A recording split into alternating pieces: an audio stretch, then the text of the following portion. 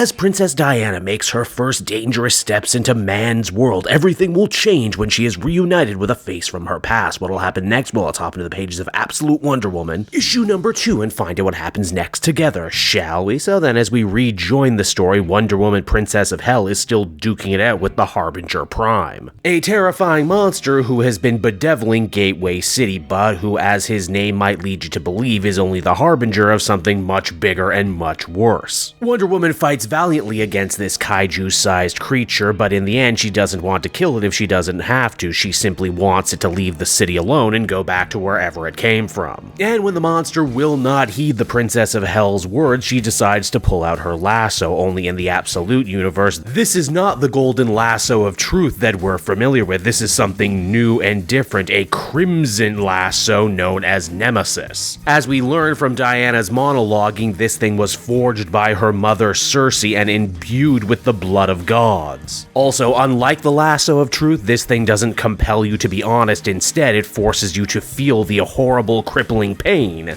that you yourself have inflicted on others. So, basically it's the penance stare, but in lasso form. In the end, this proved to be exactly what Wonder Woman needed to turn back Harbinger-Prime, and once the battle is over and the dust clears, Diana is actually overjoyed to see a familiar face, one belonging to none other than Steve Trevor, her main love interest over in the original DC universe. And let's be honest, a character whose actual importance to the Wonder Woman stories has kinda gone up and down since his original creation all the way back in the day. But what is his new origin story? Well, it's a lot like the old one. Steve Trevor was a hotshot Air Force pilot who ended up crashing his plane and washing up on a mysterious magical island, only this time the island isn't the Themyscira, it's Hell Island. Also, this time around, Diana actually ends up saving Steve's life twice, once from drowning in the water and then again when the Hydra snatched him away. The ancient mythical beast actually being one of the many reasons why Wonder Woman and her mother Cersei just can't leave the island whenever they want. Now, Diana is pretty fascinated by Steve right from the get-go, and I mean, why shouldn't she? He's the only other person she's seen who's not her mother, a connection to the outside world and what it might hold. The panels with her and Cersei nursing Steve back to health are absolutely amazing too, because they are very reminiscent of the sort of Greek-style artwork you would see on a piece of pottery. It's also a good bit of perspective work too, showing that Wonder Woman is every bit as tall as Steve and way more muscular, really living up to the whole Amazon woman title. They also end up playing Steve's character completely different than they do in the main universe, and it makes a lot of sense. Instead of washing up on some beautiful sapphic wonderland that was the Themyscira, here poor Steve has woken up in literal hell in the actual Underworld, which actually ends up begging all sorts of questions. How did he get here? Did he die? If so, in what era? And furthermore, what exactly did he do to deserve to be sent to hell? He certainly thinks he's a good person and doesn't deserve this kind of punishment.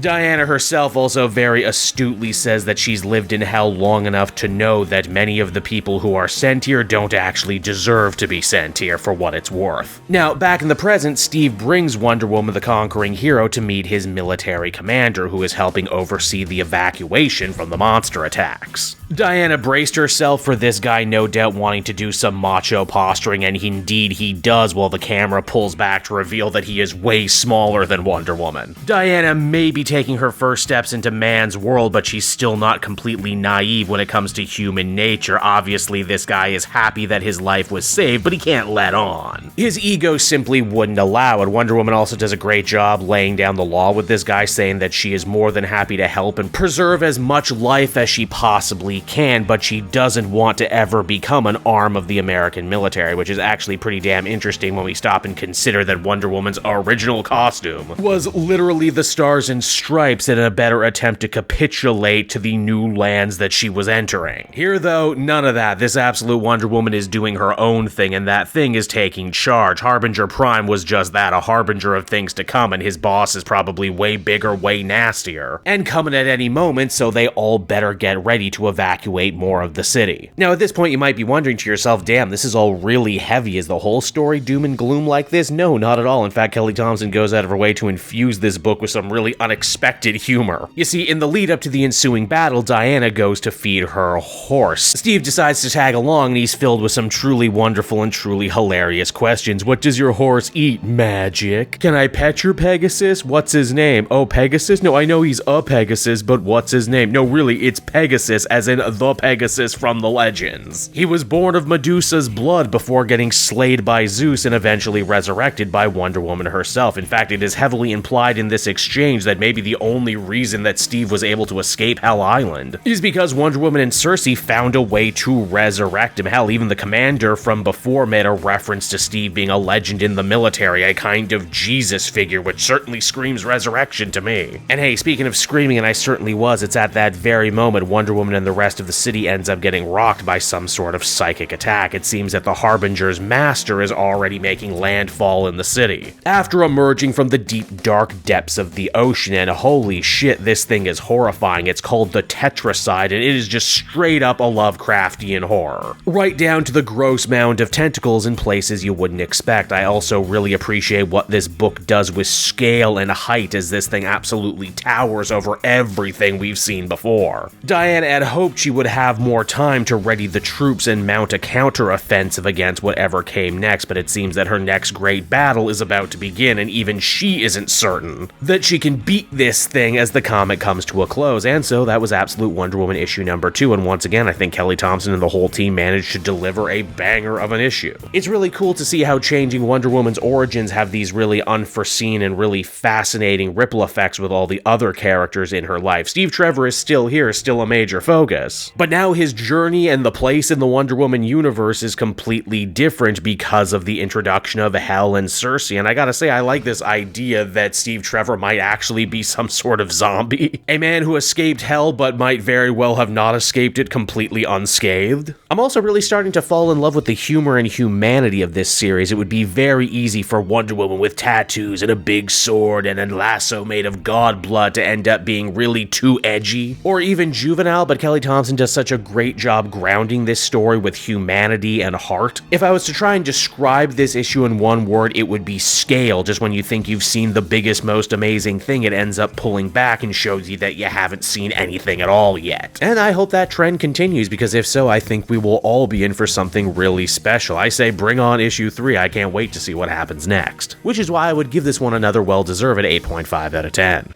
Hey there everyone, it's your pal Cape Joel again, and if you're seeing my face right now, that means you watched to the end of the video, and I'll always be grateful for that. Retention helps in this crazy YouTube game, and so does becoming a patron. If you head on down to the description, you can find a link to my Patreon page.